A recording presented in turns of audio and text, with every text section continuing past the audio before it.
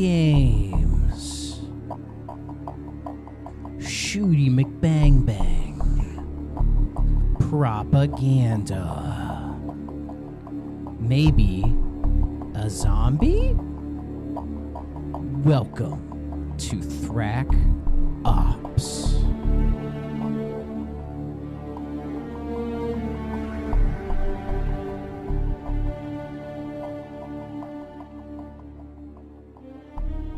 Greetings, everybody. It's Thrack. I'm back. Did you miss me? I missed you guys.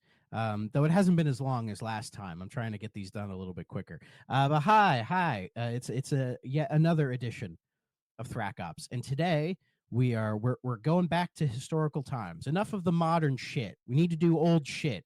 So we're going to be talking about Call of Duty World at War. But before we do that, I have a guest this time. Once again, 3 in a row. I'm a hat trick. I would say Wayne Gretzky, but fuck Wayne Gretzky. He's getting canceled. So today, I have with me Old Reliable, as I like to call him. He's my 3DO co-host. He hosts also the GNC. I forget the other one's name off the top of my head. I'm Geek sorry. Addicts, it's okay. Geek Addicts. Yeah, he's an all-around busy, tired man. He eats way too much Dunkin' Donuts. It's Bill. Bill, how you doing? I haven't actually been to a Dunkin' Donuts in like 2 years, but that's okay. Well, there's like 2 right next to each other. You can just pick, that's my Monday Dunkin' Donuts. That's my Tuesday Dunkin' Donuts. They are so I know where there's at least like 7 in my area, so it's fine. Hi Thrack, I'm doing great. It's been a weekend. Yeah, of course. So Bill, before we get into this, what is your history with the Call of Duty franchise and specifically this game? So my history with Call of Duty is I was one of those annoying contrarian kids who didn't like it because everyone else did back in the day. Not so much because of the games. I was very indifferent towards first-person shooters at the time. It was more the fan base that kind of drove me insane. Like, I joked with my co-host Matt over on Geek Addicts that I was the kid at summer camp who was really confused why everyone was talking about fish all the time because I did not get the COD thing at first. Yeah, so I kind of have avoided Call of Duty like the plague for most of my gaming career. And very recently, I was at a convention, and I did one of those. You pay $30 and you get a grab bag of 5 random games. So I did the PS3 one out of curiosity, and one of the games I got was actually this guy right here, World at War. And I knew you were doing the show at the time, so I think we kind of joked about it on 3DO. I was like, "Yeah, I should join you for that one. Get me to play one of these damn games." And yes, unlike Stormageddon's allegations that I forced you to do this, I did not, because at the end of a random 3DO episode, you were just like, "Put me on for that one." I'm like, "All righty." Yeah, because I think we had joked about it, and I was kind of like, you know what, screw it, let's do it. Yeah, let's do it. Yeah. I can understand the fan base thing because in 2008, Call of Duty, like Modern Warfare, was a huge hit. Right, It was a big deal. It brought the series into the mainstream, but it wasn't like the top tier yet. You know what I mean? Like compared to everything else, it felt like it was still kind of an up and comer. As I had said in the Modern Warfare episode, I think by the time Modern Warfare 2 comes out, that's when it's like everywhere. Oh yeah, because that was like the anticipated game. This game, in a way, felt a bit of like a regression, I think, because I was well aware of it at that time. And when World at War was coming out, there were people who were like, oh, we're going back to World War II because we'd already been so fatigued by that time in shooters that it felt kind of strange that Treyarch was going back to it. But I think there were reasons for that, but we'll get into those in just a little bit. So real quick, as I said, we're talking about Call of Duty World at War. It was released on November the 11th, 2008 for the PC, PS3, Xbox 360, and the Wii. So this is the second time a game has really a Call of Duty game is released with like the Wii port day and date with the other versions. Treyarch was much better at that. Call of Duty 4 missed the Wii port, but it would get a Wii port next year when Modern Warfare 2 came out. They ported the first one to Wii. Treyarch did. Very strange. And also, this is Treyarch's first PC release in the Call of Duty series. They had done work with PC before, And famously, Call of Duty 3 did not make a PC port, and I think that was just too much development time. So they were able to get it for the PC this time. And the game actually is their first running on the IW engine. So I think this was probably just to create parity between Infinity Ward and Treyarch. Because if you play Big Red 1 and 3, they're running in completely different engines and have very different feels compared to what Infinity Ward was doing. So yeah, after Call of Duty 3 had did a good job keeping the series going, and it allowed for Modern Warfare 3 to be the big success that it was, Treyarch was given 2 years to develop this game, which was their longest up to this point. And they decided to go back to World War II for this, which is interesting, as I said, because Modern Warfare was such a huge success. But I think when they had started development on this game 2 years prior, it wasn't a surefire thing that Modern Warfare was going to be a success. Yeah. So in a way, I think they were doing this because it almost would create like a fail-safe. So if Modern Warfare didn't jump off and didn't become a big hit, they're like, it's okay, we got a historical one coming next year. And then Infinity Ward could figure it out from there. It's also kind of got like a real, like kind of like a finale for that era of Call of Duty kind of feel to it in a lot of ways. Yeah, in some ways, because it's easy to compare it to those, but it's very different. Especially when you could easily call this game Black Ops 0, because we didn't know it at the time, but this is setting the stage for what would become Black Ops. I know people were a little still like not sure about it. And then when it came out, it did fairly well. Like it sold well, got good reviews and all that. But I know people were wanting another Modern Warfare and were just thinking this game felt more of a regression than, progressing the series. But it's a game in the series, if you look at it more in hindsight, I think it comes off as more underrated. I've noticed from a lot of the discussion I saw of it online, especially when I was talking to friends that I was playing it, a lot of people claim it's like a hidden gem in the series. In some ways, I think it is. Though I would say games like Big Red 1 and even Call of Duty 2, I think, are more of hidden gems because they're pre the golden era. Like we are in the golden era now. But in a way, it does feel, because it was just overshadowed by what Infinity Ward was doing and what Treyarch would do later. Because I think this game gets Treyarch a lot closer to the quality of Infinity Ward. I mean, they're using a lot of their same tech, so you can see that they're much more comparable. But what I love about this game, and one thing I give a lot of credit to Activision for, was they let Treyarch do their own thing. Instead of just seeing what Infinity Ward was doing and just said, just do that.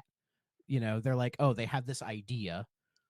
We'll let them have their idea. So the Treyarch and Infinity Ward games have their own different styles and different personalities, and yeah, in some ways it is underrated. Because if you look at lists of ranking Call of Duty games these days, World at War ranks pretty high up there for most people. It's easily the best of the World War II games. And up to this point, I haven't even touched World War II or Vanguard, so I cannot say anything in comparison to those. But I would say World at War is the best World War II shooter in this series up to this point. And I think that just comes from Treyarch, learning on the job, getting the experience that they need to really showcase their talents. And also what makes the game stand out is it goes for this very gritty and dark tone, something that just wasn't there in the previous games. It really screams the concept of war is hell. Yeah, exactly. Because, I mean, Modern Warfare has hints of it, but it's portrayed through this very strange kind of modern lens where everything's kind of muddied. And I think you get the sense Infinity Ward doesn't want to take a stance in Modern Warfare about anything because it's just too hot of a topic. Whereas with World at War, with Treyarch, it's so much easier to take a stance because, Axis bad, Allies good, right? And they really use that dark, gritty tone to showcase that. And also the improvement of the physics engine as well, because you see a lot. This is probably the goriest game in the series. Like you can shoot people's limbs off. Like, I think one time I shot a dude in the head and like part of his skull flew off and there's just his brains there. There's a cutscene where the Allies are coming into the shores of Japan and like one of your one of your partners gets fucking head blown open, and it's like, Yeah. oh, Yeah, like in the opening of the American campaign, which we'll get to, like you see dudes like throats getting slit. Like they just really go for it. You know, they earn that M rating, dog. You know, like especially it after 3 was famously T. yeah. And then well, they all were teen up to Modern Warfare. But with Modern Warfare, they went M kind of because they had to, because they were tackling some more, you know, relevant topics, I guess. So they're like, Oh, yeah, yeah. we'll just stick with M, and Treyarch definitely took advantage of that. But also another thing that sticks out for it is the Pacific Theater, the Japanese side. Now, when you look at the history of World War II shooters, there are very few that tackle this side of the campaign at all. There's this game, there's Medal of Honor Rising Sun. Can you think of any others? I'd have to do a deep dive. And even then, this game, I would give credit. There's one level, which we will talk about later, that focuses on specifically one portion of the Pacific Theater that is even more ignored, which is the naval portion of it. Because holy crap. Yeah. Um, but yeah, it's I don't think there really is because the Pacific side is the most forgotten part of World War II to a lot of people these days. Well, if you know, if you're an American, when you think about World War II and the Japanese side, you think about Pearl Harbor, the atomic bomb, Hmm. and then maybe Iwo Jima, maybe, you know, with that one famous photo that might have been staged, but we're not here to talk about that. Yeah, it was just one of those things, and I did research and I was trying to figure out why it was never really tackled, um, and I never really got a clear cut answer. But some stuff I kind of pulled together was like it's easier to portray the Nazis as a villain, you know, because it's easy because like you know Hitler and all that stuff, whereas the Japanese side is a lot more muddied. Well, Like a lot of it is because the view of Japan these days is nothing like the pre-war what pre-war Japan was like. Like they're very yes, different countries at this point. yes, but also even despite all the awful things that Japan did during the war, which are very well documented, you have to think about the American response to it is rather controversial. You know, not even counting the atomic bomb, which is you know a whole debate in and of itself. You know, you think about the Japanese internment camps, which was like one of Yeah. the most shameful things we ever did as a nation.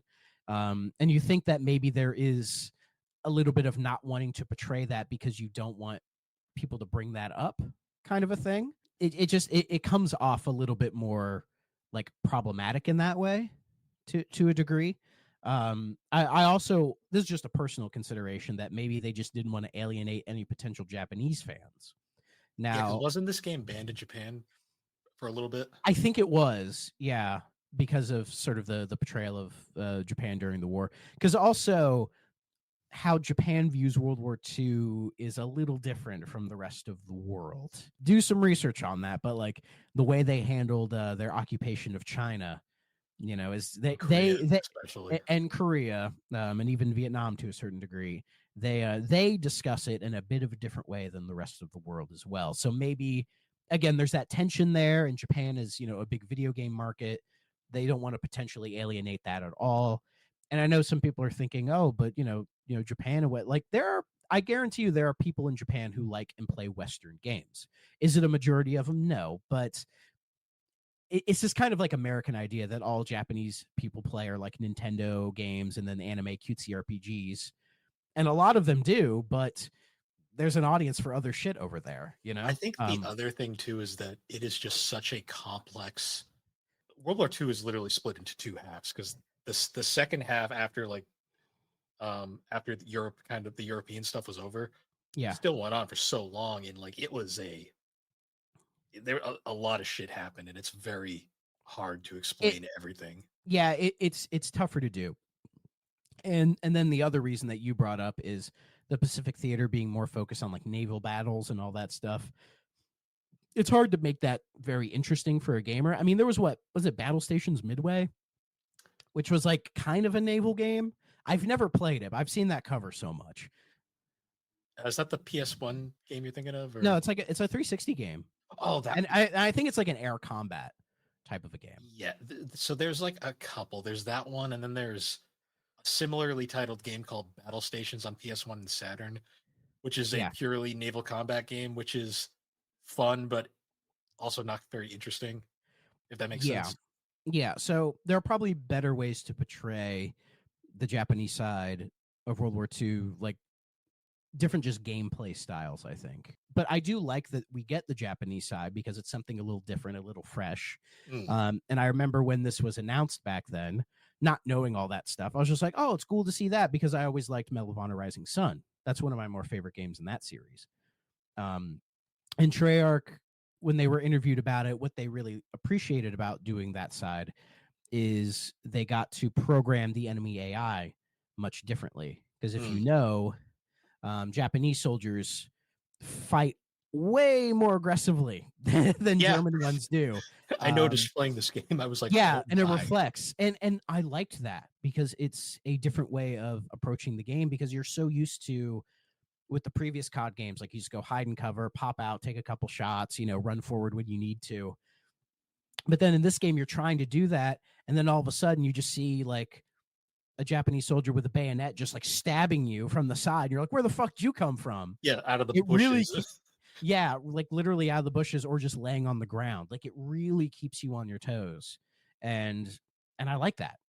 Again, it gives the game sort of a fresh identity along with its dark and gritty tone, which is reflected in the second campaign as well. I find the game very interestingly paced, like the way they Yeah, split it up. Um, I like the graphics. I'll save it for later, but I will note the PS3 version. The PS3 jank was still very present at this point. I'll get into it it. it is 2008, and PS3 jank was going away, but it was still a thing. I think it was by like 2009. I think it was pretty much gone. Yeah, Japanese developers had figured it out by this point. Western developers were still struggling by Yeah, 2008. yeah. So yeah, we'll take a little break, and then we'll get into the plot.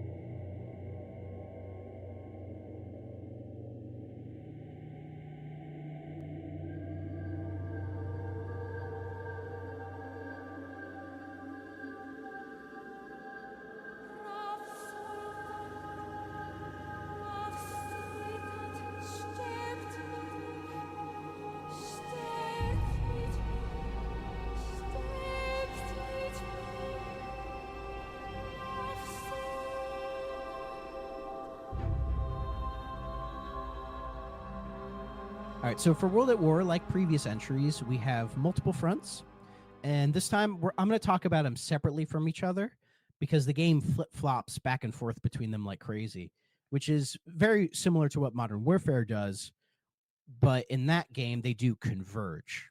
And in this game they don't converge at all, which is a little bit of a shame, but I think it works out because both sides are so different that Yeah, in a way they're able to tell two completely different stories. I think it's because the when the U.S. was in like the Western Front, they were very much separated from the rest of the war. When the Americans entered the European theater, they were with, Britain and, Canada and the Australian forces in, like, they started in North Africa, then went up to Sicily, and then the famous Normandy invasion. Like, they didn't meet the Soviet troops until like they finally met up in Berlin, like in Germany, at the Yeah, very end of the war. and When even they're then, like, that was oh, we liberated the camps over here, and Soviets are like, oh, we did all the ones over here. because even then, like those were two separate armies too. Because the Western Army was doing its own thing, and then U.S. had a separate whole bunch of soldiers on the Eastern Front. It was just Yeah, a crazy war. yeah. And then there was some Russian Japanese fighting, which has kind of been forgotten about Mm. because there wasn't a huge amount of it. It was on the opposite side of Russia, which feels like the other side of the world. And at that time, Japan was trying to move into, because they had Manchuria, which puts them right on the Soviet Union border, and they were trying to go up there a little bit. So, and actually, yeah, Russian and Japanese soldiers were in combat when the atomic bomb dropped, Mm. because Russia thought the U.S. was just going to invade Japan, which was the other option. It was either do you do the atomic bomb or do you just do a full blown invasion of the Japan main island? And why they didn't do it was they feared that there would be a lot of casualties on the western side, which there would be because of the ferocious fighting that the Japanese were doing along the islands. that they knew, oh, if we did mainland, we'd probably be fucked.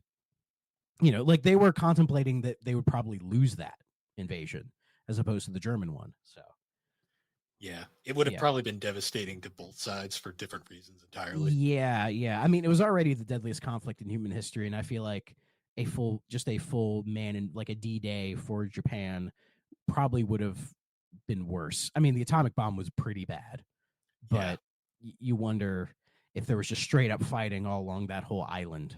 That probably would have been a lot worse. Yeah, it's So, it's one of those things where it's like they're damned either way. It's just a but one changes like the entire course of human history. But yeah, but there is no mission in this game where we drop the bomb on Japan. Thank you see it God. for like 2 seconds in a cutscene. That's Yeah, yeah. That was one thing I had thought about back when this game was a thing. I was like, is that going to be an option? Because I'm like, that'd been kind of weird, you know. Mhm. But thankfully, we don't have to do that because I think people would have been a little too icky feeling about that, unfortunately. But anyways, we're going to start with the American campaign this time. So we are Private Miller of the 1st Marine Division, and your team has been captured and you're currently being tortured, which is the part I mentioned where you see like a guy's throat getting slit, and it's very, very grim kind of stuff. In fact, you're just about to like basically get stabbed in the eye or slit in the throat when a squad of Marines comes up and saves you, and being led by Sergeant Sullivan. And so this begins the first mission, Semper Fi, which is, it takes the place of a training mission. I was doing some research. There was some cut content for this game, and one of them was like just a standard training mission. And I find it interesting they cut it entirely. Maybe it's because it wouldn't fit with the grim tone, and they're like, let's just throw you into the action right away. And I think it's better for that. Yeah, it really, so as someone who had never played a Call of Duty, and this was basically my first real experience, it didn't take long to really figure out the mechanics. It pretty Yeah. much explained it very well, and I was kind of like, okay, I get what I'm doing here. Yeah. What I like about the COD games is that they're so almost kind of intuitive. And I think it's just because they've been so successful and they've been using the same control scheme forever that you play basically any shooter after it and they're all using the exact same control scheme. So it's like it just feels natural in a way. But yeah, but here you learn very quickly how different this enemy is to fight, as they will charge you with bayonet rifles, arm booby traps, and fight much more aggressively. There's a moment where you get off the shore, and then you're in the jungle, and it's complete darkness, and it's just kind of setting itself up for like an ambush type of situation. And that's exactly what happens. A big light goes off, and then a bunch of gillied Japanese soldiers just pop out of the ground and just immediately start stabbing you and trying to charge you. And yeah, it's a great moment. I really like that part. And then after that, you have to get to like a munitions base that's like right off the coast, where there's some boats waiting for you, and you go in and blow them up just as you get out. It reminds me of, in Call of Duty 2, there's a North African mission where it's kind of a similar setup where you have to go like into like a slightly underground munitions base and then plant some C4 to blow it up. And in fact, that's one thing I noticed about World at War going through it, is there are a lot of moments and scenes in this that feel reminiscent of the past World War II games. And I don't know if that was meant to be like slightly referential, or if it comes off as like derivative, or it's just, hey, it's a World War II game, you can only do so much with it. I don't know. Maybe.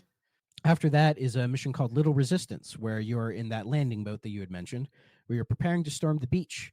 When your boat, it gets stuck on some coral, the dude gets sniped in the head, and then like artillery starts striking and everything gets crazy, and then your boat blows up, and then you kind of just fall into the ocean. And again, it's similar to in Call of Duty 2 when you're landing in Normandy, like as you're getting out of the boat, a big explosion happens, you fall in the water, you see people get shot. Again, it's a very similar setup, but Sullivan is able to pull you out, and then he gives you the radio to call a bunch of rocket strikes on the artillery ship so it clears the beach for you to move forward.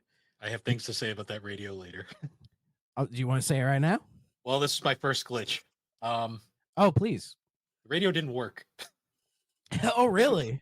Like I would hit the button and it'd be like, Miller, call an airstrike. And I'd be like, I'm trying, but the fucking cursor wouldn't appear, like where you're supposed to throw it. Like it just wouldn't load. I was like, did you just try pushing the trigger to see if it would do it anyway? Yeah, nothing. So I kept like I basically had to because it was the start, I just restarted the mission and then it worked the second time, but I was so confused. Like they're Oh, man. screaming at me, like they're like, call the airstrike. I'm like, I'm trying, man. I am trying so hard. But nope, just Man. didn't work. Oh, man, that sucks. I did notice I'll say, were you able to get past anyway? I had to just reload because it was right at the start. I just reloaded it and then it worked the next time. Okay, fair enough. That's what I noticed with all the because I ran into many glitches through this playthrough. Anytime that happened, just resetting the level usually fixed it. But boy, Well, when you were very far into a stage and you had to restart, oh no. we'll get into that later. Oh boy, that I don't like that. But anyways, after you do that, it kind of it lets you catch your breath a little bit. And some flamethrower troops come off to the side and then light up some machine gun nests like right next to you. And that basically gives you the rest of the mission. You have to go through the trenches, clear out the machine gun nests. It gives you a hint of the flamethrower, but you don't have it just yet. And then at the very end, the trenches kind of lead into kind of like a makeshift bunker type of a situation where you run in and clear that whole thing out. And then as you do, Sullivan is going to open the door when a Japanese soldier comes out of nowhere and stabs him. Oh yeah, that scene was like a jump for me. I was like, oh shit. Oh yeah, yeah. It comes really right out of nowhere because you're not expecting a casualty like this early in the game, you know. Yeah, but he gets stabbed by a katana right into the heart. You try to save him, but unfortunately, it is too late, and then he dies. So, I will say, go ahead. One other glitch I had in this level because this level was like a very glitchy level for me. Oh boy. After you get through like the first set of trenches, there's the area where you first get jumped by the ghillie suit guys. Yeah. Right after the guys in the tree, you shoot down the guys in the trees. Mm-hmm. One of the ghillie suit guys had snuck up on me, and I got knocked over when he was trying to do the stab animation. I managed to counter it with the stab back, but where he pushed me into a fence, and I was stuck in the fence. Ooh. And I could not move, and I was like, great. And the worst part was a great start to your COD career. Yeah, I'm like, damn, the PS3 versions really are glitchy messes. But the worst part was I'd used all my grenades by that point, so I couldn't even just like self-terminate to get to restart. So I just had to restart from all the way in the beginning. Thankfully, the radio worked every time after that. But yeah, because this game, I noticed, I think it's also in some of the other ones previous, it doesn't let you reload the checkpoint. No, you start from the beginning, which really is annoying. Though, when it says save and quit, I don't know if that saves you at the checkpoint. I never checked because I didn't need to do that. So but yeah, that's got to suck. It was just so annoying because I'm like, oh, I'm in the fence. Great. And all the teammates just staring at you like, come on, Miller, let's go. And I'm like, they're like, dude, you gotta move the plot forward. And you're like, I can't. I'm like, I can't. I can shoot all of you though, apparently. Actually, if you tried to shoot them, maybe you would have got like the friendly fire message and restarted. Oh man. Because you can do that. If you shoot too much at your enemy, like I've noticed in these games with your squad, if it's like a random NPC and you kind of graze them and kill them to like sneakily take their ammo, the game lets it go. But if they notice you intentionally shooting, say like a main character or whatever, it'll blur and do the death screen. It'll just say friendly fire is not tolerated, and then they reload you. So I found that out later in the final mission where I accidentally killed one of the Russian soldiers, and it just came up. It was like, you are a traitor to the motherland. I was like, yeah, that happened to me too. And the only reason that happened was like a dude just ran in front of me as I'm shooting another guy. Yeah, which is a common thing in these games where it just happens and you're not trying to. You know, sometimes the AI just freaks out like that. I had somehow managed to go the entire game without shooting a fellow soldier. And like it happened right at the end of the game and it jump scared me. I was like, oh shit, what did I do? Or the worst is when you die from a grenade and the game says, watch for the grenade indicator. It's like, oh, right, that thing. Yeah, of course that's what that means. I didn't know that until you told me the third time. I had issues throwing them back. For some reason, that was very finicky for me. Yeah, this game has an issue with grenades as well. I could talk more about it in the gameplay section later. So, but we'll get to that. Anyways, so the mission unfortunately ends with Sullivan dying, and then this is when it would cut to the Russian theater. But we're going to stick here. Next up is Hard Landing. So your squad is now being led by Sergeant Roebuck, who was Corporal Roebuck previously. And your squad comes upon a downed plane. And as you're trying to remove the pilot, you find out he is also booby trapped. And so a big explosion happens and you get ambushed once again by all the Japanese. There's a running theme. You're getting ambushed, a lot of guerrilla style warfare. You think the Americans would have learned how to combat this guerrilla warfare in their next major conflict. Throwing strays of Vietnam. Anyways, but this is mainly like a swampy kind of an area, and then you fight through all the swampy area, and then you come across more bunkers, and then they try to get a flamethrower troop to come in and do some damage. He goes down, and they yell at you, "Go get the flamethrower!" And then when they do, my eyes light up. I'm like, yes, it's time for the flamethrower, because it is my favorite weapon in the game, and it's to me, it's the part of the game that really stands out from a gameplay perspective. Being able to use the flamethrower, because it was a very widely used weapon in this side of the war. Like, it wasn't used that much on the European front, maybe a little bit, but not that much. It is very used here. And when you get it, you can go nuts with it. It has unlimited ammo. You just can't overheat it, basically. I was very trepid when it came to the flamethrower at first, because my video game logic going into it had always been the flamethrower is like the biggest glass cannon in all of gaming. Like, it's really cool, but you get shot once and you're dead. Thankfully, Call of Duty, that's not really the case. And once I figured that out, I was like, oh, this thing's great. Yeah, like, especially if you're playing the game on like kind of a lower difficulty, you can just run around burning everything alive, and it's kind of fun as hell. It's kind of morbid, but also fun at the same time. It is morbid, because again, the game's going for that dark, gritty tone, but like, you can burn snipers out of trees, because in this game, the Japanese soldiers, they'll climb like the palm trees and use it as like sniping posts, and you can burn them right out of it, which actually the game gives you an achievement for doing that.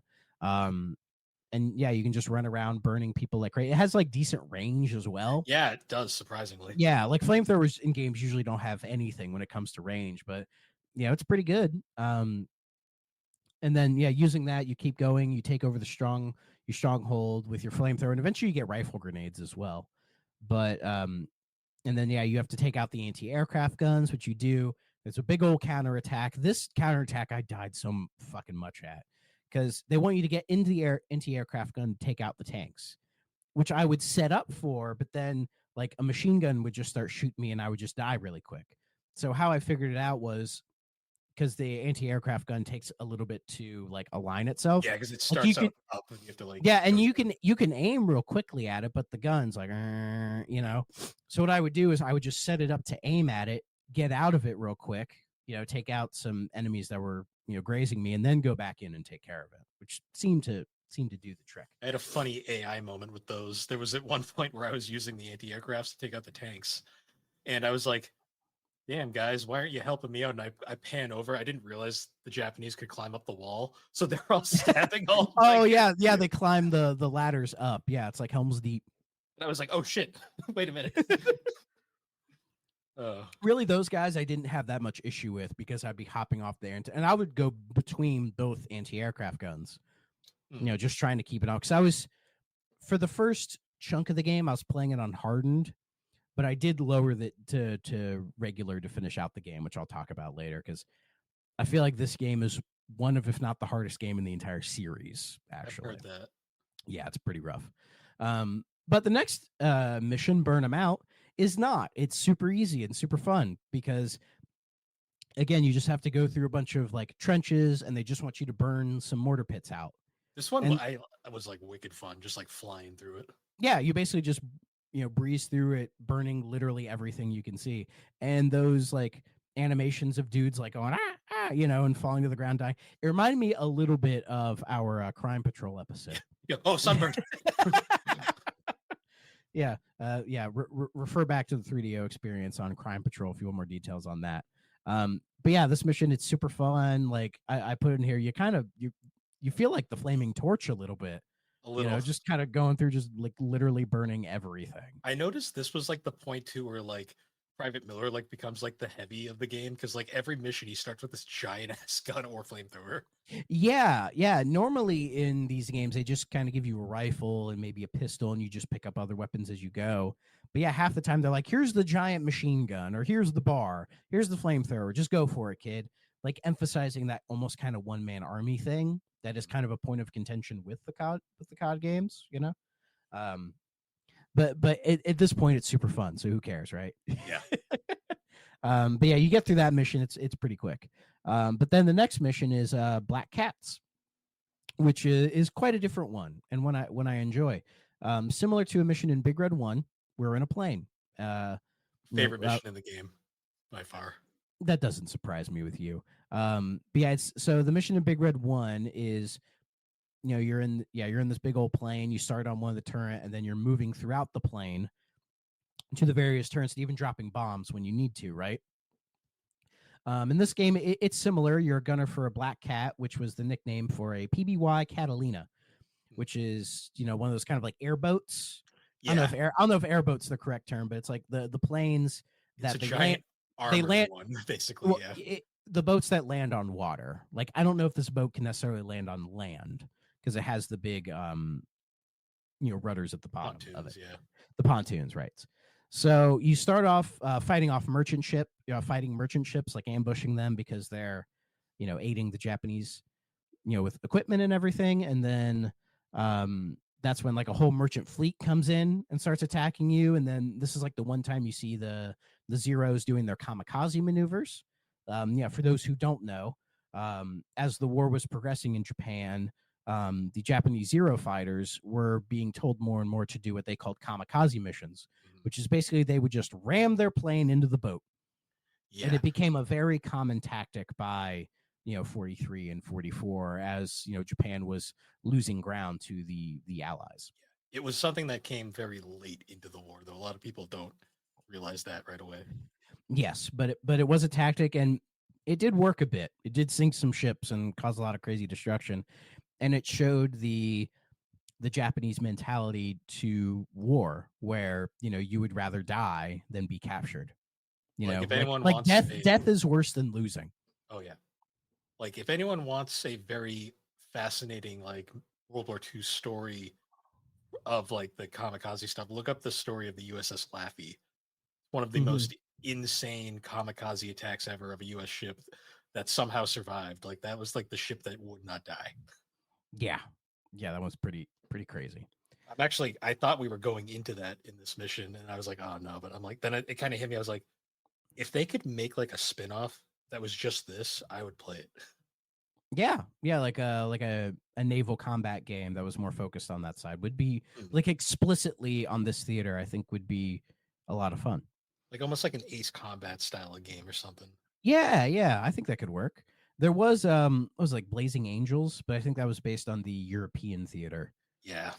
So I will say in this mission, like one of the most like iconic shots for me was like right at the end, right when you were getting around, like you finished rescuing as many soldiers as you could, and then like you were destroying all the PT boats. There's this like one section where like you destroy a bunch of Zeros, and then you look up right at the end, right when it ends, you see like this like line of Corsairs coming, and you're like, oh wow. Oh yeah. They like to do that, especially in these missions where it's like, oh, here comes the help, everybody. And my favorite part of the mission is when you actually get to land on the water, because because eventually you kind of intercept like a naval fleet that is being attacked, and you go try to help them out, and then you land to try to pull survivors out of the water. And you don't necessarily have to, but you're like hopping between the turrets, and every once in a while it'll say press X or square to pull a survivor out of the water, which you can do. So, and I think if you save all of them, you get an achievement for it as well. So, I did like to. This was like one of the missions where I really noticed like the accuracy that Treyarch put into a lot of this stuff. Like a lot of the ship and plane designs, like particularly the Zeros, looked very like spot on to their actual appearance. And then the thing I caught was like the Corsairs when they come in. Those are planes that famously had a very distinctive like curved wing. Yes. And like when I saw that, I was like, oh wow, they even got that detail right. Yeah, it shows that the experience they had with the previous games and getting much more time to develop this one, they were really able to kind of hone their chops. And I think they probably thought this would be the last proper World War II game they would tackle because, the series was moving, and sort of what they wanted to do would be moving forward as well. So they're like, let's try to get it as right as we can. And yeah, and that stuff definitely shows. And this mission, yeah, it's one of the better missions in the game. It's the And only one where you don't play as Miller as well, I believe. yes, it basically in every World War II Call of Duty, if you're in a plane, you are not playing as the same guy you're on the ground with. So, like, sometimes you would if you'd say enter tanks. It kind of depends on the game. Sometimes you'd be a guy who like is a tank commander. Other times that you would just hop in a tank and do tank shit, which we'll talk about later. But I like that this game, it has a plane mission and also a tank mission, so it kind of allows for that variety to keep things fresh, compared to say Modern Warfare, which is just that one AC-130 mission, and then that's kind of it. So after that, we hit a Blowtorch and Corkscrew, which is another type of like heavy flamethrower mission. But instead, we're on like, bigger, more kind of open plains, and you're still trying to burn out machine gun nests. But like the strategy they want you to do is get up to it, just burn it, and then throw a satchel charge in there and just blow it up. And that seems to work. This was another stage that I had a hell of a time getting through. Glitchy again? Not glitchy. This one was just I found to be kind of hard. Like there was this is one of the ones where there was a lot of Japanese soldiers that come after you and they're all over the place.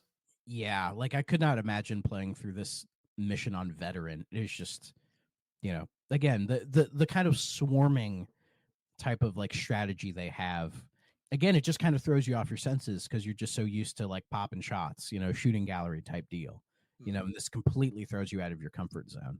Yeah, there was a very cruel checkpoint in this stage as well, where like one of the machine gun nests that you have to get to, it like the checkpoint spawns you right in the middle of a ton of Japanese soldiers. It's basically like you're like, oh well, great.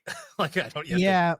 That happens sometimes where they kind of like you get checkpointed at like kind of a bad spot because I don't think the checkpoints are necessarily like designated in certain areas.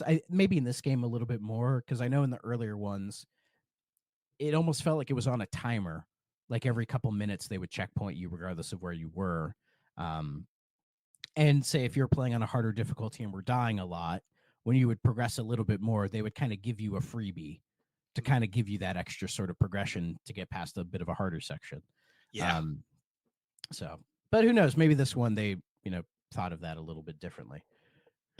But then we end the final American mission with Breaking Point, which is us storming Shuri Castle, located in Okinawa. This was another really fun mission, even though it was really hard at times. Yeah, it's really hard, and it feels like they're emphasizing kind of how exhausted the squad is at this point because you've just been through so much hell. You've been losing guys along the way, and they even kind of like talk about how they're just ready to be done, but they're like, one final storm, we have to finish this out, and it is some of the most intense shit at this point. Like you're able to get in, you're picking up live mortar rounds and chucking them at guys. That part was so grenades, which is awesome. Yeah, because you basically throw them like a grenade, but they don't get nearly as much distance, but they create these huge explosions. And yeah, there's that part where all the smoke kind of piles up and they start charging at you.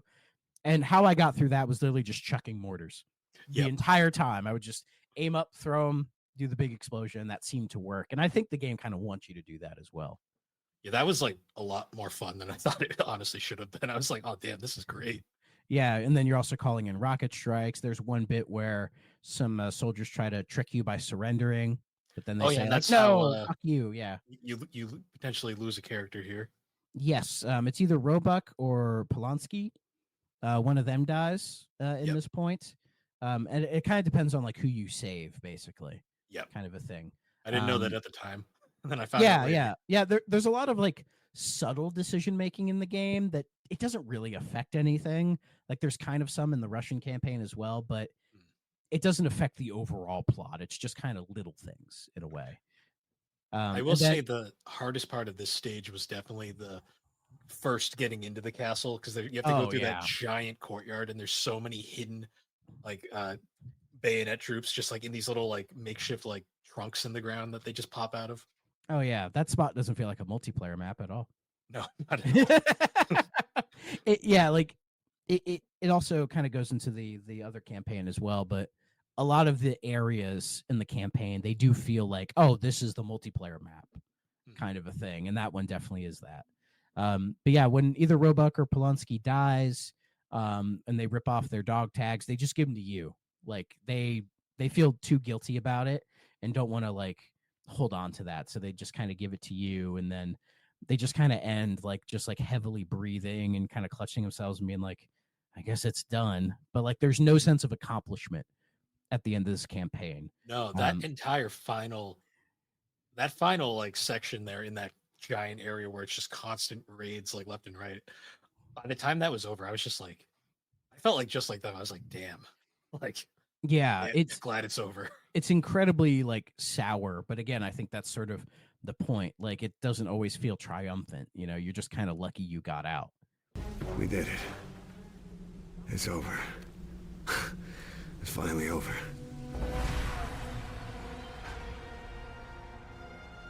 Everything that was asked of us, we've done. Every night we lay in a filthy foxhole praying the enemy won't slit our throats. Every day was spent crawling through the mud and the dirt while bullets whistle all around. This is the enemy's last stand. When we take Shuri Castle, we go home. All of us. Yeah. You know, but they saved the more kind of triumphant stuff for the second campaign. But before we get into that, kind of overall thoughts on the American campaign? You know, I liked it for the most part. It was very straightforward. Like, it had the more admittedly emotional moments than the other one. The other one was more fun. We'll get into it as we go. But in some ways, yeah. This one very much kind of like this one very much represented like to me like the whole war is hell mentality. Mm-hmm. And I was very interested where it was going the whole time because it really does kind of like keep you on your feet with each stage. Like, because like the plane mission, that one's like a big breath of fresh air, and then you're immediately back into like, damn, this shit's gritty. Like, yeah, boots on the ground type stuff. And it's weird how it feels so separated from everything because, you know, where the Treyarch games go from here, the Russian campaign definitely carries the more weight to it. You know, and it makes me wonder if the American campaign is going to have story beats that continue further in, or if it's just going to be like, oh, we got our chance to do the Japanese theater and this is how we did it. You know, it'll be interesting to see if they attempt any callbacks with that. But now we enter the second front, Russia versus Germany, right? Everyone's favorite. So we're starting in Stalingrad in 1942 during the whole, you know, the invasion of there. It sees you lying amongst like a horde of just like dead and dying bodies. You know, you look up, you see Nazi guards just kind of casually strolling around, shooting people who are even just fidgeting. You know, it's you know, very cold blood. Dark. Yeah, very dark. Like you as a character, you're not making a move at all. Eventually, everybody kind of wanders off, but then there's one Russian soldier who shows a little bit of life, and this man is named Captain Viktor Reznov. I'd have to say with him right away, favorite character in the game by far. Yes, absolute fan favorite. But also, this starts off so dark, and then this guy is the biggest fucking ham in the entire fucking franchise. A little bit. Like, it is such a weird contrast. And I was kind of like, why is this so fun compared to like the US side? I think in a way is Treyarch trying to have sort of their Captain Price, like kind of their like mentor figure who kind of goes with you. He even looks a little bit similar, you know? Question. Do you know who voices Reznov in this game? I looked it up, but I've already forgotten. Gary Oldman. That's what it was. Yes. Like fantastic actor, right? He's brilliant in everything. Chewing the scenery in every scene he's in. Yeah, and he's so good in this role. Like he understood the assignment and got it down. Like great Russian accent, all of that stuff. And he does and Reznov does make appearances later in the series, but we're not there yet, Mason. We're not there yet. So instead, here he is helping you, Mr. Sergeant Dmitry Petrenko. I'm just gonna call him Dmitry because Reznov always just says Dmitry. And he basically says to you, like, hey, we need to get through this, and you start crawling with him through the fountain of dead bodies.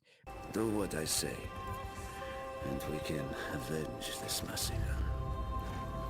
And it reminds me a little bit of like the All Gillied Up mission from Modern Warfare. Like this whole opening section like kind of favoring sort of stealth and kind of taking in all of like kind of the death and decay that is surrounding you. It's very powerful imagery. I think Treyarch really nailed it here. And Reznov, of course, vows revenge, and he says, you're going to help me, get revenge on the people who did this to us. Kind of hinting at what's going to come later on.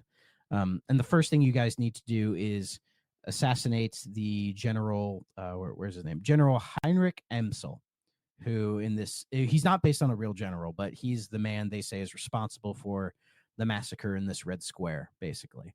So you crawl through, you get to the edge, you find a sniper, which Reznov gives to you because he says his hand's kind of fucked up, so he can't do it. Instead, he grabs the PPSH for himself. But my favorite weapon, by the way. Love that thing. And then this is kind of like your first attempt at real sniping in the game as well. I love the sniper like that. I had a lot of fun with this. Oh, yeah. Yeah, as the planes are going ahead, you kind of use that noise to kind of cover as you fire at everybody. And then, you start sneaking through.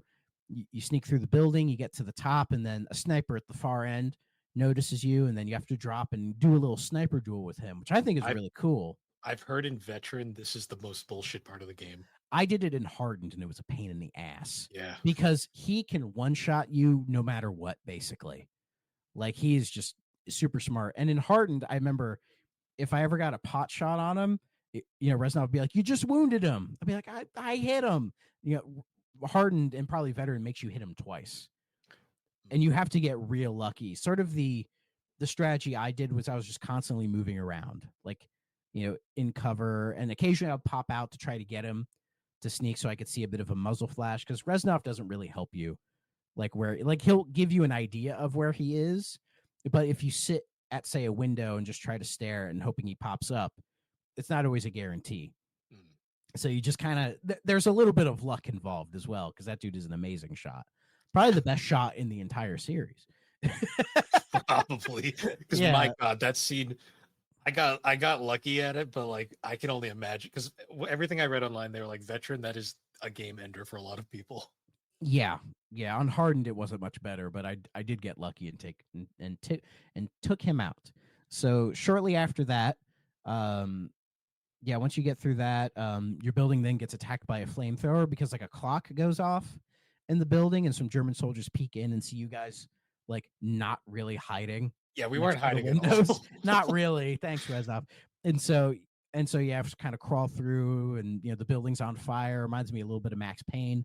You kind of have to blast through there, and then you get to there, and then some Nazis like corner you, and they're about to take you out. But then a Soviet squad from right around the corner blast them, and then you join them because you're like, oh, we're trying to take out a Heinrich Amsel, and they're like, you too. They're like, oh, but we got to take out this communications outpost because we think that's where he's going to be, to try to draw out his fire, which you do. And I found trying to take him out was just as hard, but from a different perspective, because you also have to snipe him, but you have to get real lucky because he comes out like that one hole, right?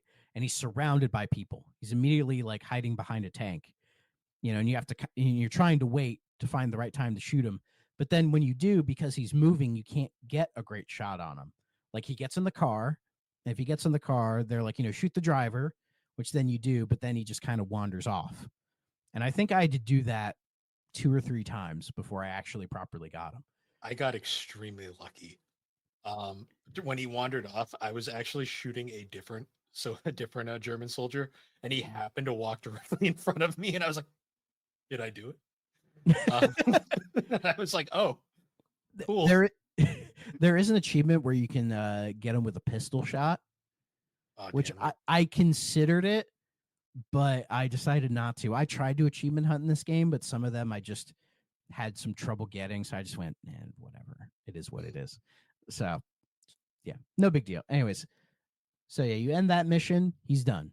So then you cut 3 years later. So now we're basically in Germany as part of the Russian push towards Germany. And this mission is called Their Land, Their Blood.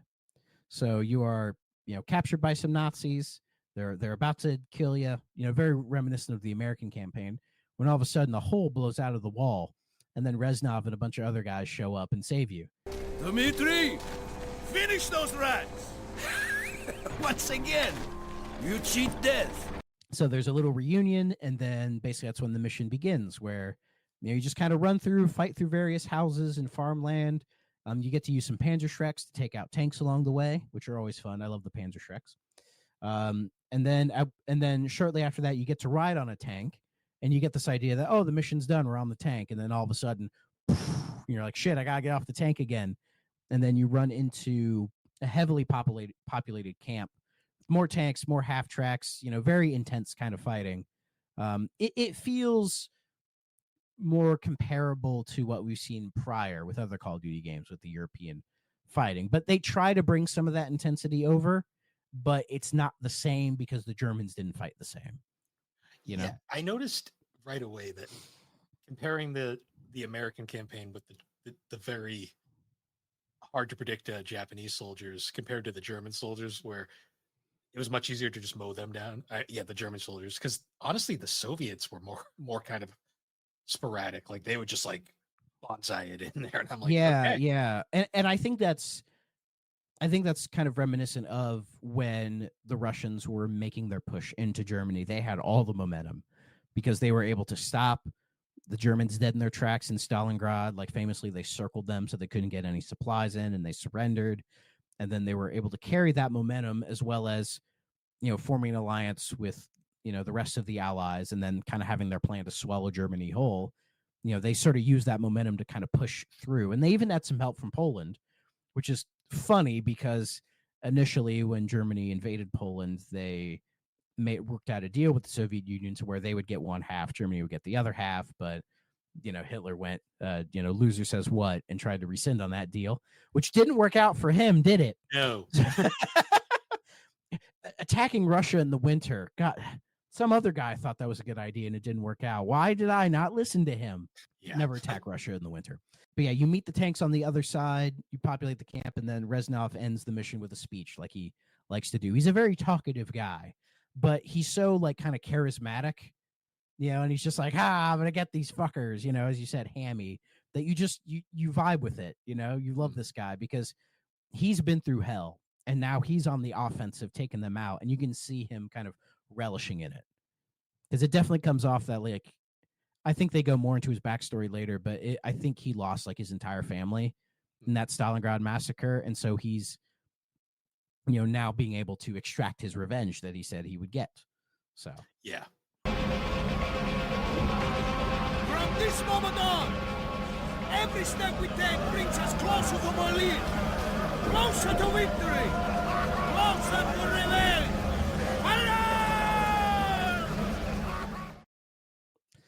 But our next mission is Blood and Iron, which is our tank battle mission. Fucking love this mission too. Yeah, it's based on a real battle called the Battle of Seelow Heights as well, if you want to look that up.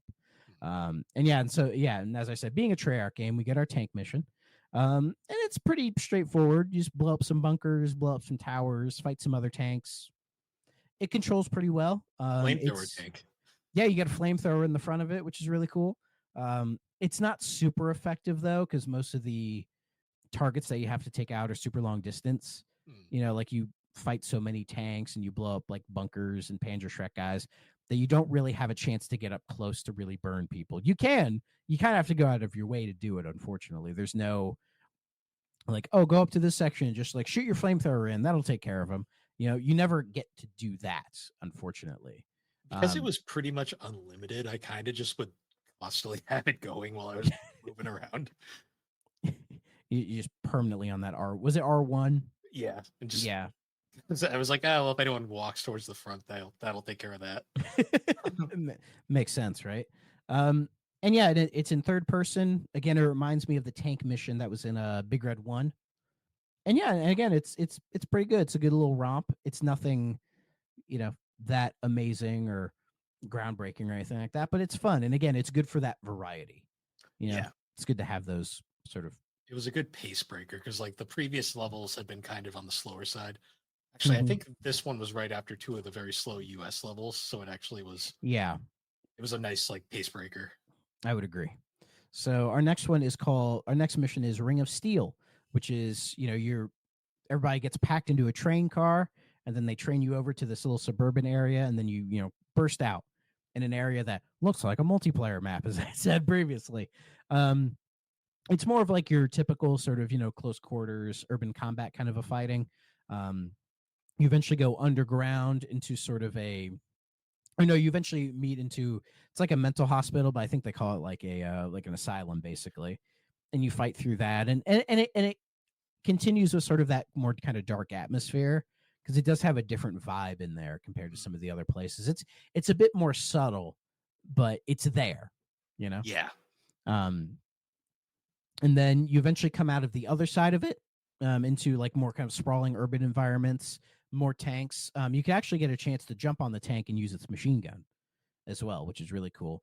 And you can just kind of ride that thing and just blast everybody until the mission just slowly fades away, which to me says they didn't really have a proper ending for it. So they're like, we'll just let it do this. Though there is some, like, a speech happening in the background. See the field of Berlin. Every steel surrounds your rotten city. We will crush all who dare to resist the will of the Red Army. Abandon your posts. Abandon your homes. Abandon all hope.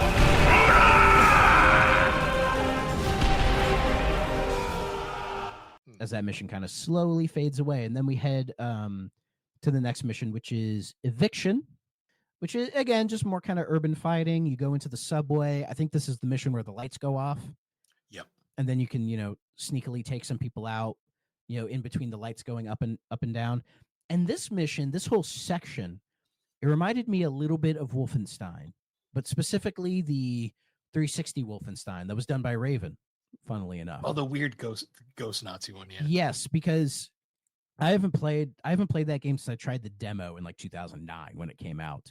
But I remember it having like a subway mission where, like, I think lights would kind of flicker off and on, but you were sort of using your like lightning abilities to shock people and shit like that. Forgot I really want to go back and play it, because I've been meaning to do a Wolfenstein go through that game. That game is so fucking weird, but from what I remember, it was really good at the same time. Yeah, like I've wanted to play like everything after Wolfenstein 3D.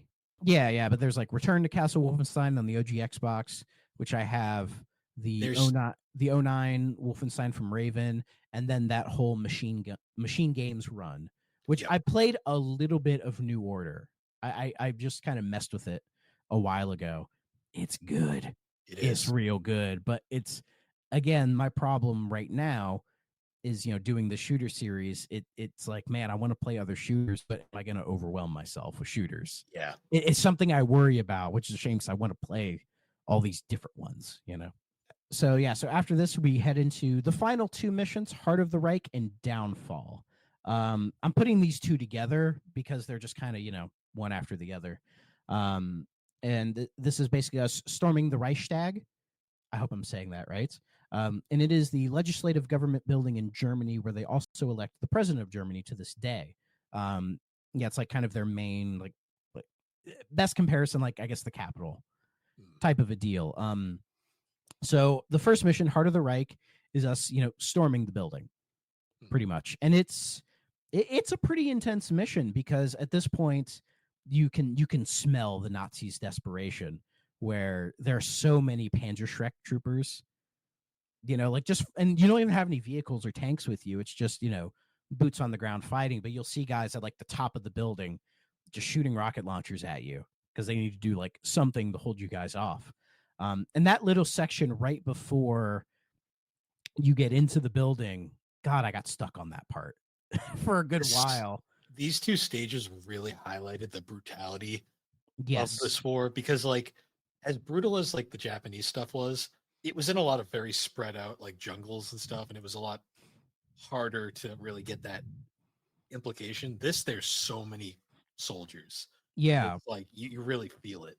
And a lot of the previous COD games in the European theater, they didn't really go into Germany that much. Like, it was like, oh, you cross the Rhine River, or you do the Battle of the Bulge, and I think Call of Duty 1 has a similar mission to this, where you plant the flag at the top, but it's not handled the same way this one is.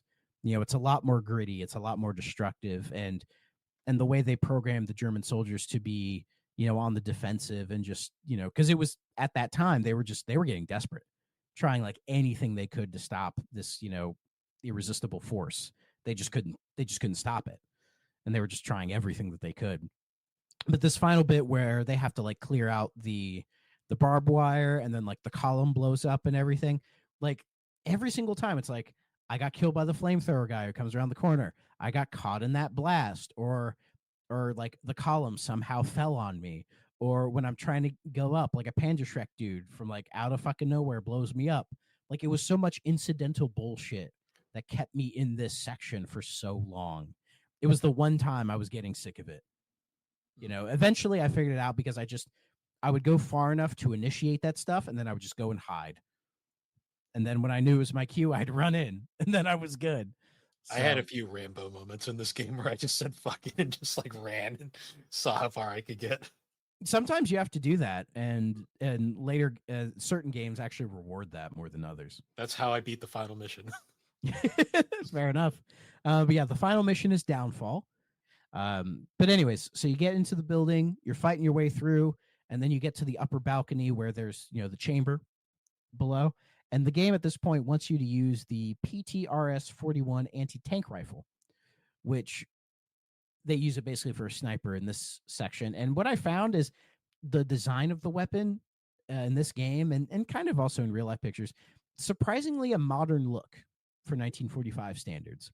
But the end of World War II is kind of like a weird, like almost a watershed moment for like weapon design, because you have the STG-44, which was essentially the predecessor to the AK-47, and you look at that gun, and it stands out a little bit. It looks a little modern for its era, right?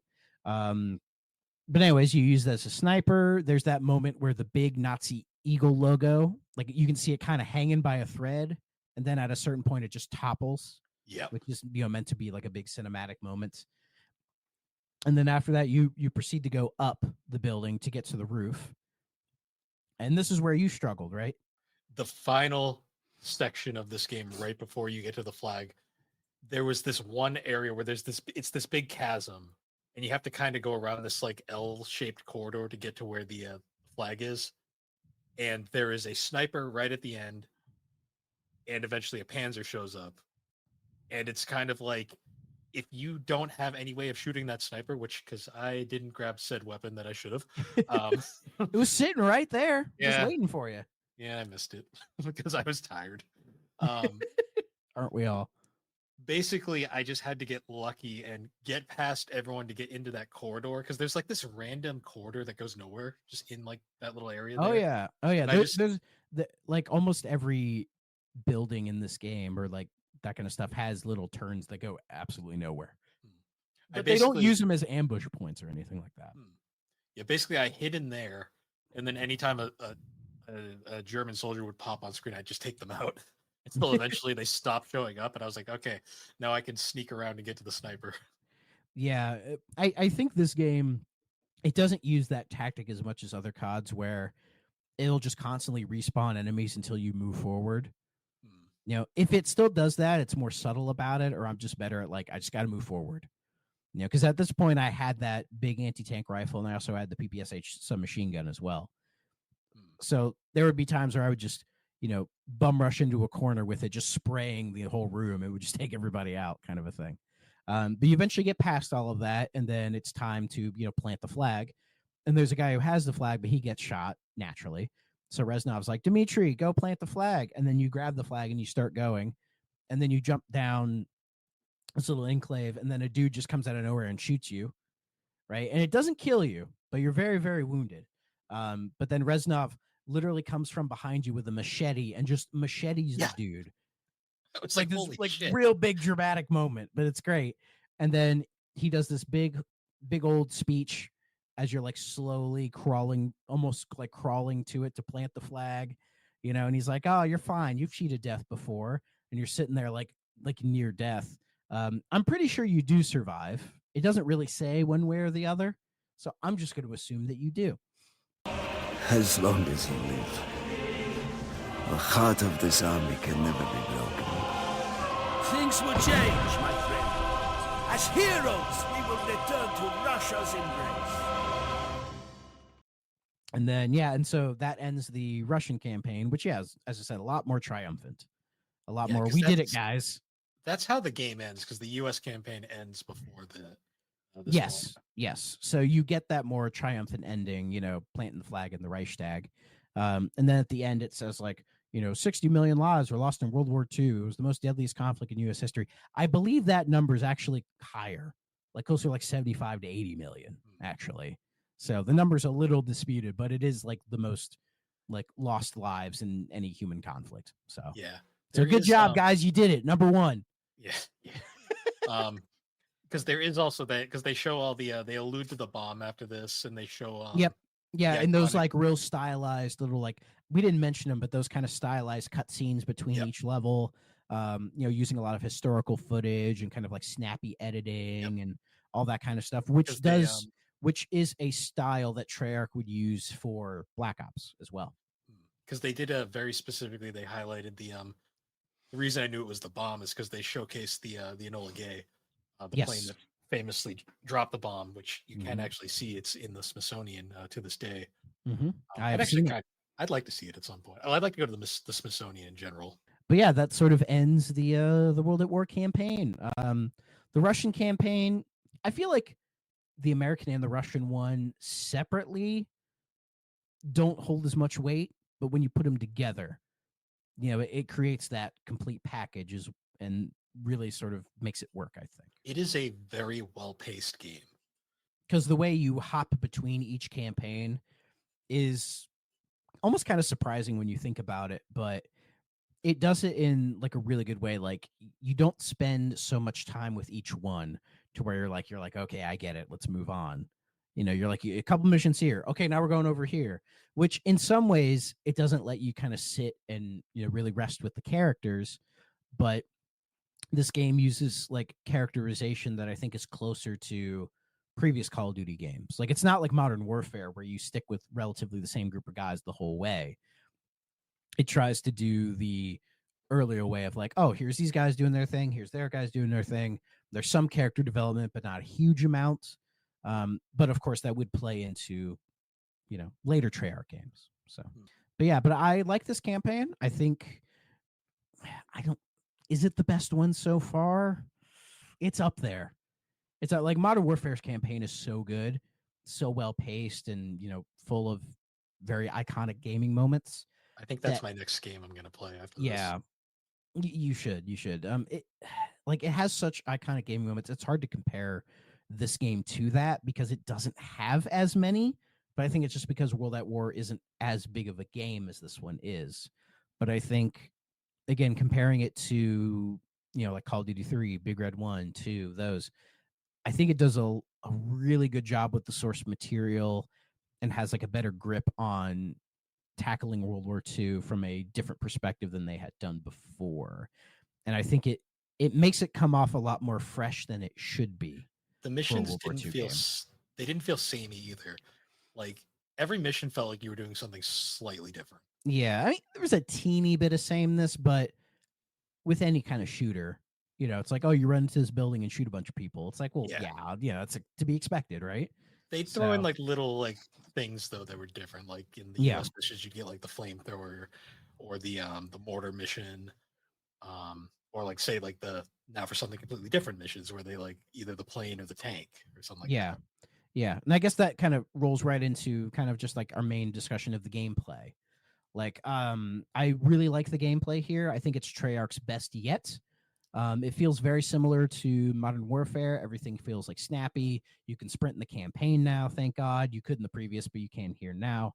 The auto aim is ridiculous in this game. Yeah, I noticed that. It is away. Like the other games, it's there, but it doesn't. Like in Modern Warfare, it didn't feel like it was this easy to snap onto enemies as you can here. Like it is so easy with like any of the bolt action rifles. It makes you feel OP a little bit. There were a lot of moments where like I was like, damn, this game's easy. And then you'd get to one of those levels and you'd be like, nope, never mind. Yeah, because as I said, I started playing it on hardened because I wanted to beat it on that. I've been pretty much beating them all on hardened up to this point. And it got so ridiculous, I kind of just said fuck it and just went regular so I could just get it done, kind of a thing. because I don't want to take too long on all of these, right? And as I had said before, this is one of, if not the hardest game in the entire series. And I think that's just because with Modern Warfare on Veteran, it's pretty tough. And the toughness just comes from the enemies being a lot smarter and you just taking much less gunfire than you can, basically. You're not a bullet sponge at all. And in this game, you're really not a bullet sponge either. But World at War famously, I think it's in every difficulty, but it's emphasized more in Hardened and Veteran. If you're like hiding too much or you're not advancing that much, grenades just right at your feet.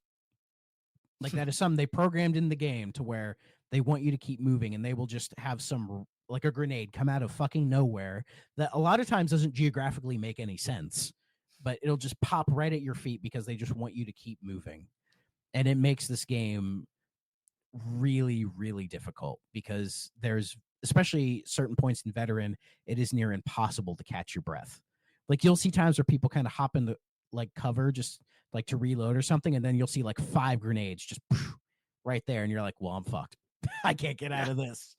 And they would tone it down later because everyone was like, this is fucking ridiculous, absolutely absurd. Like, I have not tackled this game on Veteran in any sense because of that. I just don't want to deal with that. When the It's just- veteran it's too much. difficulty says you will die, they're not lying. Oh yeah. They are not kidding at all. But on the reverse side, if you flip this to like recruit, you blaze through this thing. It's nothing. So there, it's such sharp contrast in the difficulty here, I think, compared to some of the other games. It's literally Persona 4 difficulty slide. It kind of is when you think about it like that. Bill couldn't get through an episode without making an RPG reference. Well, when I saw the Challenge description- impossible. when I saw the description as "you will die," the first thing I immediately thought was Persona 4 Golden's very hard, literally telling you you will hate yourself or something like that. Yeah. And in some ways it is similar. It's ridiculous. The plane mission, I think, is the easiest to tackle on Veteran because it's a lot more scripted. Oh, yeah, that mission's just easy in general, but it's so much fun. Yeah. So, and yeah, the controls feel great. Like what I love is by Modern Warfare, they all feel modern. Like you play this game, it doesn't feel old in any way. It just feels like how shooters are supposed to control, which is great. Yeah. Graphically, this game has an interesting like kind of graphic look to it. It is very 2008. And what I mean by that is 2 words: muted colors. This game has very little color at all, to the point where you almost thought, like, did they just want to make this game in black and white, which would have been an interesting stylistic choice, but like it is so like brown and gray, and there's quite a bit of red, like especially in the cutscenes where they're all black and white except for the red, which is great for that. You get a And little then- bit of green during the jungle segments, like the daytime jungle segments. Yeah, you'll get those. The castle itself is also very red. So yeah, just a lot of muted colors. I think it works though for a war game because there's so much death and destruction going around. It's like, yeah, there's not going to be a lot of bright variety of colors, Like I know back in the 360 era, people were always bitching about the lack of color. And I can understand why, but there were certain games where it's like it made more sense than others. It's understandable, but this game's no Gears of War. Like, No, but Gears, it's like muted color thing was really in the first 2. Gears Like, of War 1 is by Gears 3, Yeah. you're getting a lot more Oh, color yeah. variety. I think they noticed that by Gears 3 and we're adding in a lot more like colorful environments and everything. And you play like the newer ones, and yeah, they're much Oh, yeah. better about that. I think the definitive game of like the gray era is by far Gears of War 1. Like that game Yeah. is like it screams gray. I also think of Resistance. The early Oh, Resistance man. games were, that was gray as shit. Well, I Resistance remember. 2 Resistance 2 is super colorful. 1 Okay. though, yeah. Yeah, I've never played the Resistance games. It's just I remember when Fall of Man was around. The first thing I thought when I saw gameplay of that was, did they not turn the color on? I don't know if I mentioned it yet. I will be covering the PS2 version of World at War at a future date. It'll be like post mainline games looking at all the leftovers. Yeah, graphics and all that. Sounds pretty good. You know, Yeah. solid soundtrack. Again, a lot of drums and more kind of like Asian themes in the soundtrack, which I think is, makes sense and it works. The level design, I like the level design in this game. I think I think Treyarch has really done a good job at, honing their chops. And my guess is they were probably seeing what Infinity Ward was doing with Modern Warfare and tried to incorporate a lot of that into what they were doing. So I think they learned a lot, but also, we're putting their own spin on things. But at this point, they're not quite there yet. One thing about level design was I didn't find any of the levels infuriating from a design standpoint. It was more just like they were just generally challenging. Like I never thought anything was bullshit in this game. Yeah, there's no like crazy like blind corners or any like you'll sometimes see it in shooters when you get into like those small tight corridors and they can fill those with bullshit. Like I know Call of Duty 1 has quite a bit of that. Here they do a good job at easing up on that stuff for sure. And yeah, that's pretty much everything I have about the single player. So let's talk about the multiplayer. Bill, did you partake in any of the multiplayer on World at War? Are the servers still up on PS3? I tried to find a game and I couldn't find anybody, so I'm assuming no, but it also might just have been nobody was playing. So for the multiplayer, like on the Xbox side, because that's what I'm playing them on, the servers are up for all these games, right? Oh wow! So I get to tackle them for every single entry, which is great. So I get to play the World at War multiplayer, which I haven't touched in years, very long time. The multiplayer, it's not as good as Modern Warfare's, but it's hard to be that because it was so groundbreaking, revolutionary. But they definitely take cues from that. Putting in the kill streaks, giving you the custom classes, having perks, the leveling system, everything. It was basically like, let me copy your homework, but change a few things, so it doesn't look like it's plagiarism kind of a thing. The maps, I think, are all really well designed. And yeah, it's just really good. I think it was genuinely great multiplayer. And it's easier to play this multiplayer than, say, Modern Warfare 1, because Modern Warfare 1 you'll run into like hackers and trick shotters in that a lot more.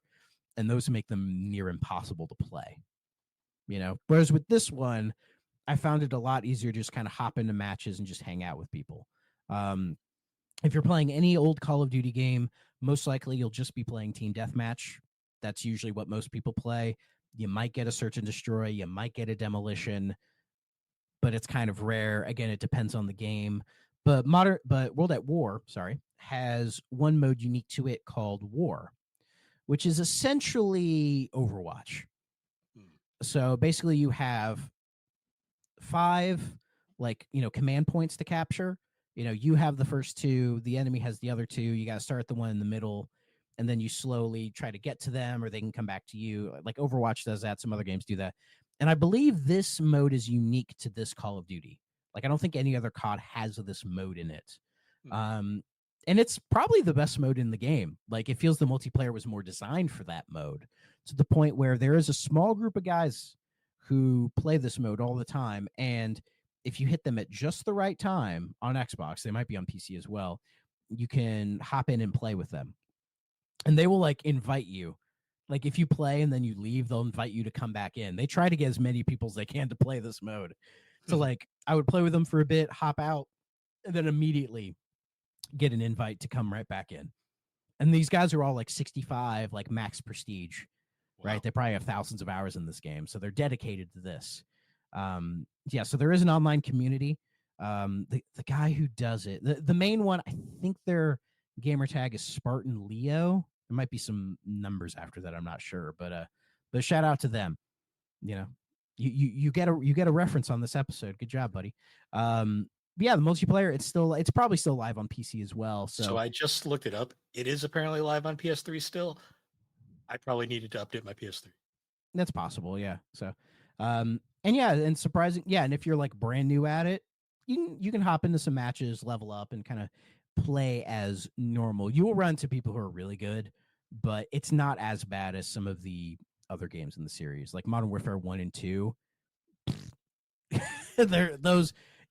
I'll talk about it more in the Modern Warfare 2 episode, but that multiplayer is basically fucked these days. Like, just don't bother, Yeah. genuinely. But I'll talk about it there. And we have one more thing before we're out of here. The legacy of this game, because not only was it, say, the beginning of Black Ops, the end of the main World War II section, the rise of Treyarch, this is also the beginning of zombies. That's right, we're here. It's time to talk about zombies, or Nazi zombies, as it's called here. It wasn't advertised at all when the game came out. It's not on the box. It's not in the manual. If you look at any of the trailers, nothing, right? It's completely hidden. And sort of any developer insight on it was they just kind of threw it in there, like under everybody's nose at the last minute, similar to GoldenEye's multiplayer. Like, it was just kind of thrown in there at like the last minute, but they're just like, we'll see what happens, right? So when you beat the campaign and the credits roll, originally that's when you would unlock the Nazi zombies mode, and you get the first map, which I'm not going to pronounce, but it's a bunker that is like, I think it's like the same bunker in the airfield multiplayer map, but they just section off the bunker section. It's all dark and foggy and everything. You have your wooden barriers on certain windows, and it operates as like a PvE mode or like a horde mode kind of thing, where you can do it solo or you can run it multiplayer with people. And this is still up as well if you want to play it. Where, the zombies will come up to the window, they'll try to pull the boards off and all that, and you just kind of fight them off. You get a pistol, but, when you shoot them, you get money, and then you can use that money to rebuild the barriers, unlock various weapons, unlock various parts of the bunker to open it up. There's the famous mystery box. So when you open that door that says "help me" on it and get into the next area, in the corner, there's the box that'll give you random weapons. And you can use every weapon in the game in this mode. You can throw grenades, all that good stuff. And there's some exclusive weapons as well, like the ray gun, which is a great weapon. In fact, when I first heard of the ray gun, people were like, "Oh, this is like a BioShock weapon." And I'm like, and now that I've played through BioShock, I'm like, kind of, sort of. I see the connection. But yeah, this mode, I just messed with the first map. They added 3 more after it because the mode blew up in popularity. Like, I remember at the time when this came out, there were people who were like, "Oh, there's like this hidden like Nazi zombies mode, and it's fucking sick, dude. It's great."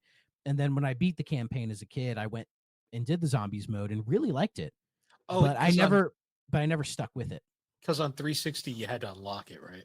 Yes, originally I think it was on PS3 as well. The original way was you would unlock it, but because it got so popular, it was on all systems. You had to unlock it, but it became so big and everybody learned about it, and people were buying it just to play the zombies, but they didn't want to play through the campaign.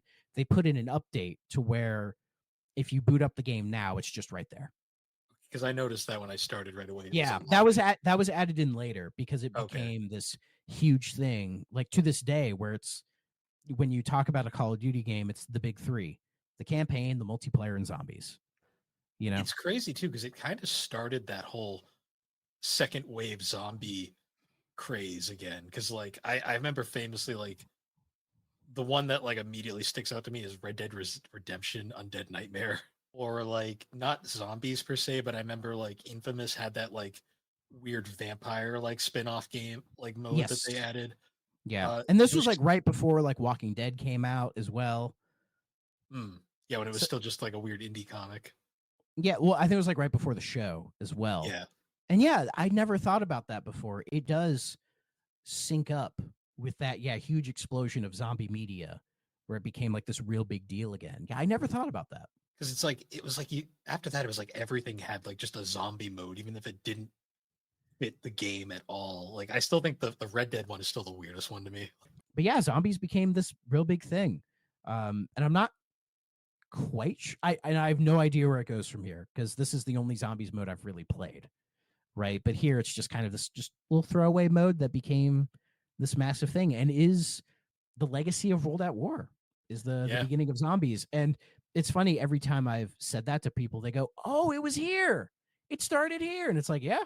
And it seemed to work. Was it this or Black Ops that was considered the point where people finally like, yeah, Treyarch is like right up there with Infinity Ward? It was Black Ops. Was it Black Ops? Okay. It was, yes, because I think this game being World War II dragged it down a little bit for people. But when we hit Black Ops, like it's not modern. Like it takes place in like during the Cold War, but it is closer to modern times and does swap between timelines a little bit and takes some of that dark gritty tone that World at War has and goes in a very different direction with it. Like you get the sense from this game going forward that Treyarch are putting a lot of emphasis on their campaign and doing something much different with it. But yeah, like this is, I think when people at the time are playing this, they're like, oh, Treyarch, yeah, they're getting there. You know, everyone's like, it's there, but it's not there. Like nowadays, I think people would view Treyarch as the A team because of what's happened with Infinity Ward and everything. But at this time, I think people were just glad to see that Treyarch were getting to that quality. And this one worked. And then when Black Ops became such a big thing and stood toe to toe with Modern Warfare, it did redeem World at War, I think. No, because I know, like before, like these games, when most people thought Treyarch, they thought, oh, the Spider-Man 2 guys. Yes, that's what I thought of. Oh, licensed games. Yeah. No, I liked World at War a lot though. Like I really enjoyed the campaign going through it. If you were to tier list it, where would you put it? Well, it's hard because I haven't played any of the other ones, but I would probably say an A-tier game. Okay. Yeah. Granted, if I played some more, might go up, might go down. A-tier sounds right though. Yeah, I think A tier is correct as well for this. I think the overall package, I don't think it's as good as the original Modern Warfare, you know, going back to it, but I think that's just because Modern Warfare was such a big deal and it holds up surprisingly well.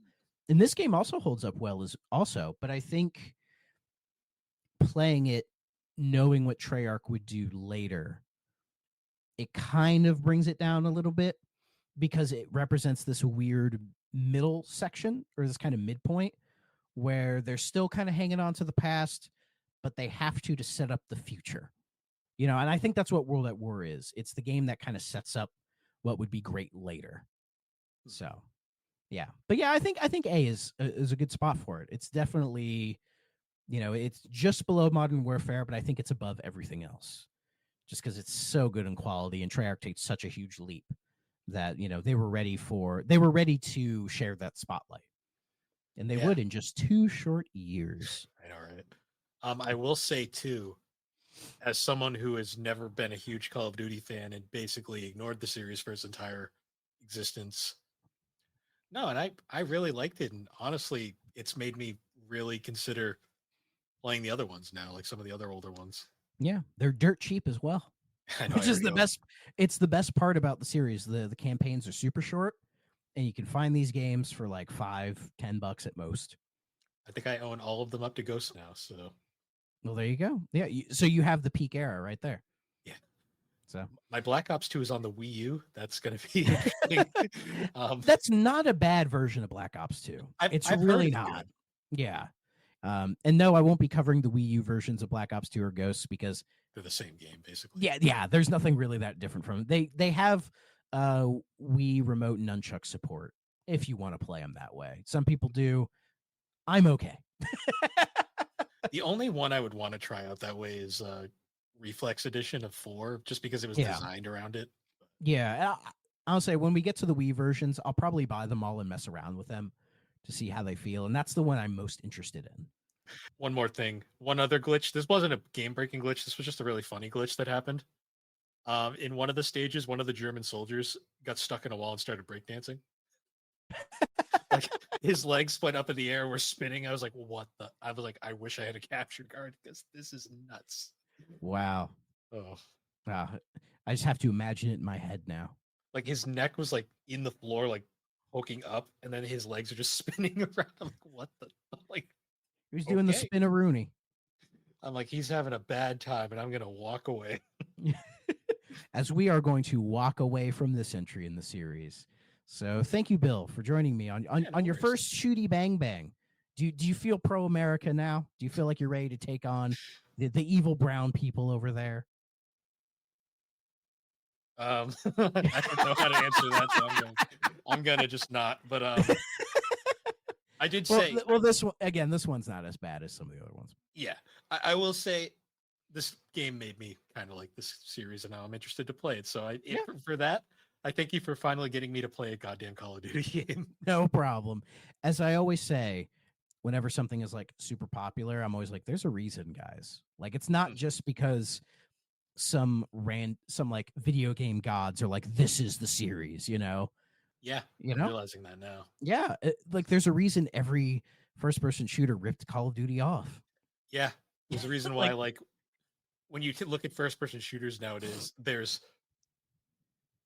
like Call of Duty 4, like pre and post, and like everything Yeah. post is basically the same. And then everything pre is really fascinating because it's like, wow, things were so different back then. Yeah, like first person shooters have gone through such a strange evolution. Like going back to like the very early days. Like even that- Halo 1, like as much as I like that game, it's a weird fucking game nowadays compared to Yes, because I remember playing Halo 1 in a pre Call of Duty 4 era and thinking like, oh, this is great, this is awesome, right? You have no problems with it. And then you go back and play it now and go, oh, ooh. Like it made sense at the time. But Halo took influence from Call of Duty later on. Like I will always say, if Halo 1 didn't have the funnest pistol in gaming history, that would be a rough game to go back to. In a way, yeah. Because that pistol makes that game fun still, no matter what. But it does. So, but yes, that's going to do it for World at War. Thank you all for listening. I'll make sure to put all the GNC links in the bottom. If by some token you listen to Thrack Ops and don't listen to the other GNC podcast stuff like 3DO, Geek Addicts, or any other Superpod stuff, well, thank you for liking Shooty Bang Bang. We talk about other stuff, I promise. Check out the 3DO experience where me and Bill talk about a random 90s failed video game console and all the wacky shit that surrounds it. Super fun time. And yeah, hopefully the next one obviously is Modern Warfare 2, and that should be coming out hopefully relatively soon. If this episode is out by Thanksgiving, happy Thanksgiving. Hope you enjoy your turkey and your taters and all that stuff, and don't crash those servers online shopping. We don't crash stores anymore. We crash the servers. So, Bill, you want to say bye-bye? yeah, thanks for having me on, and thanks for listening. Until next time, bye-bye.